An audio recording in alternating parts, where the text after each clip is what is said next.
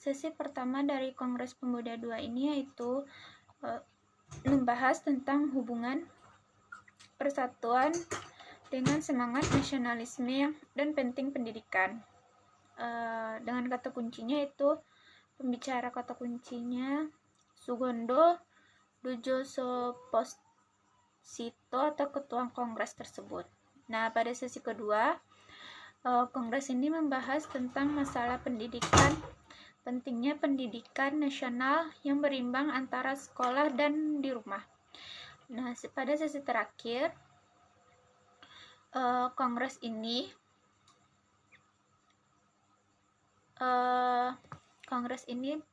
membahas tentang Momen W.R. Supratman. Di sela-sela penutup, PG Supratman meminta izin untuk mendengarkan komposisi baru.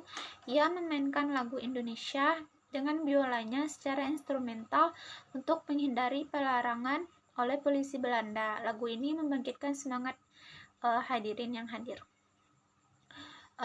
Perumusan ikrar. Di tengah-tengah suasana haru dan semangat, Muhammad Yamin menyodorkan secari kertas yang berisi rumusan ikrar pada Sugondo Sudipto.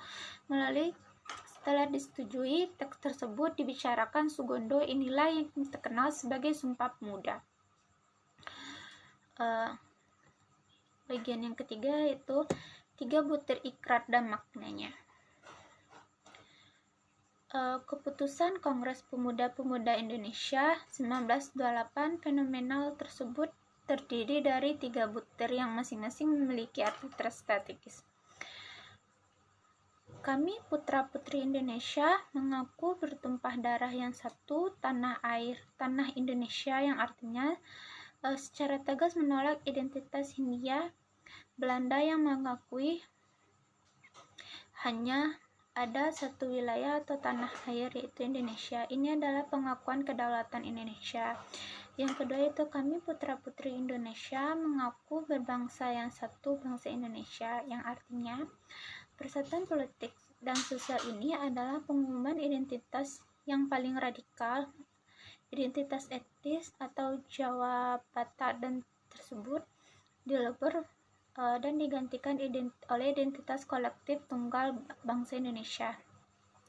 Selanjutnya, kami putra-putri Indonesia menjunjung bahasa persatuan bahasa Indonesia, yang artinya persatuan budaya dan komunikasi, mengangkat bahasa Indonesia yang berasal dari bahasa Melayu dari sekedar bahasa pergaulan menjadi bahasa resmi perjuangan dan persatuan, menggantikan kedudukan bangsa Belanda. Ini sangat efektif untuk menyebar informasi seluruh Nusantara.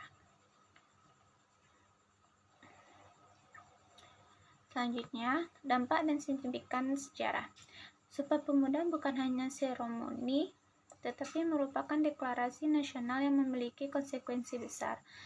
Yang pertama, titik balik perjuangan itu pada tanggal 28 Oktober 1992 diakui sebagai Hari Kebangkitan Nasional yang kedua setelah Budi Utomo 1908.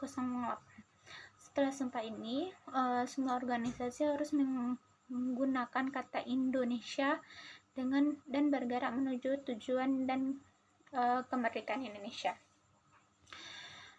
Dasar negara modern, 3 butir Sumpah Pemuda yaitu tanah air satu, bangsa satu, bahasa satu menjadi pilar fundamental dan penopang bentuknya Negara Kesatuan Republik Indonesia atau NKRI dan menjadi inspirasi bagi Pancasila. Warisan Pemuda. Sumpah Pemuda membuktikan bahwa pemuda adalah kelompok berani mengambil risiko, memiliki keberanian moral untuk melakukan leap of faith atau lompatan keyakinan dari identitas kedaerahan menuju identitas kebangsaan yang utuh. Jadi, Sumpah Pemuda adalah janji suci kita sebagai bangsa. Sebagai generasi penerus, kita harus selalu menjaga mengamalkan nilai persatuan yang diikrarkan oleh para pemuda pada tahun 1907 pada 97 tahun silam.